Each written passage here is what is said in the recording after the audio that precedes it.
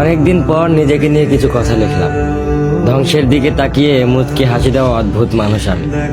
হয়তো আমি পাগল, হয়তো অনুভূতির ভিতরে কোনো এক গভীর অতল দুঃখ বাসা বেঁধেছে। তবুও নিজেকে জোর করে হাসাতে শিখে গেছি।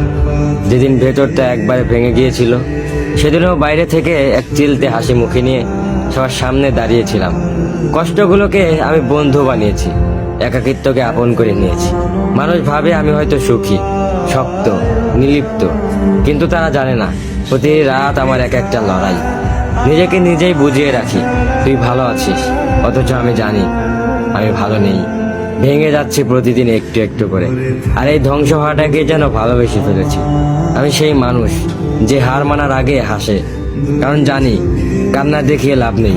পৃথিবী শুধু শক্তদের মনে রাখে, দুর্বলদের নয়। তাই আমি অদ্ভুত, আমি অনুভূতির আগুনে পুড়ে যাওয়া নীরব যোদ্ধা।